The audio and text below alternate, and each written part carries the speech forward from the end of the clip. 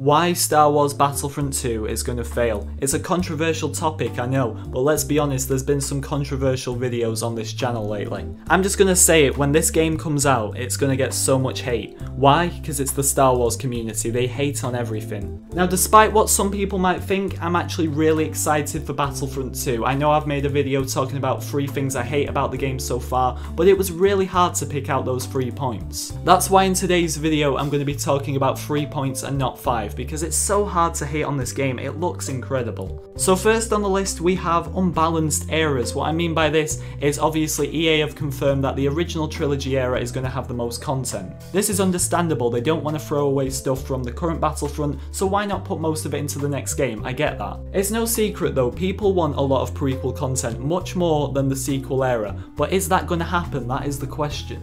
Now a good example of this is Anakin, Obi-Wan and Padme, the main trio from the prequel trilogy. As far as we know, they are not in the next game. Yet for the originals, we can definitely say the trio is going to be in the next game. I know Leia isn't confirmed yet, but I think she'll be in there. And for the sequels, we've already got Rey and Finn. Now all of this is speculation, but I do see the prequel trilogy being left behind in Battlefront 2. I think the other 2 eras are going to have much more content. This is just my opinion, but if the other 2 eras do have more content than the prequels, then people are not going to be happy because the old Battlefront 2 had a lot of prequel content in it, and that's what the fans want to see. I don't really like episode 7 and I can't really judge episode 8 just yet, but I still hope all of the eras are treated equally, with an exception for the originals obviously. So second on the list we have cross-era gameplay, probably the biggest talking point of Battlefront 2 so far. You've got loads of people who agree with it and probably a lot more people who don't agree with it. Now personally, I don't really care about it. I don't mind seeing Yoda on Yavin 4 or Rey on Naboo.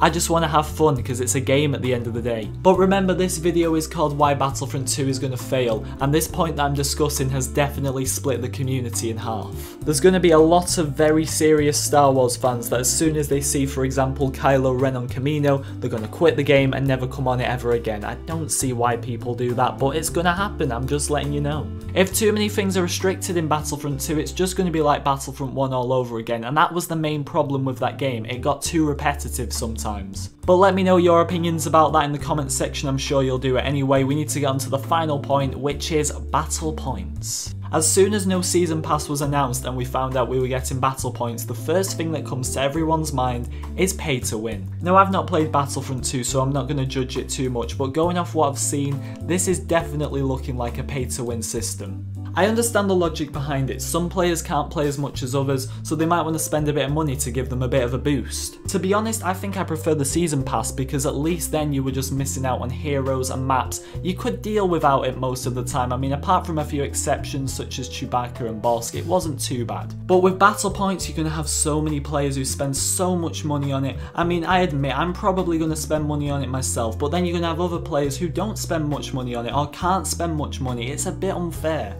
The question I keep asking myself is, why does every single game nowadays have to have microtransactions? I know companies have to make money, but what happened to the days when you would buy a game and you got the game? You didn't have to pay for anything else, you got it all in one. These are only my opinions because I'm looking at a lot of comments at the moment and people are already at war over these 3 topics. This is probably the most controversial video I've made so far. If you did still enjoy, be sure to leave a like, but I'm guessing most of you are going to be hitting that dislike button. Remember to subscribe to the channel if you haven't already. We're on our way to 5,000 subscribers. I really do hope you got some enjoyment out of this video. I doubt you did, but until next time, I will see you all in the next video.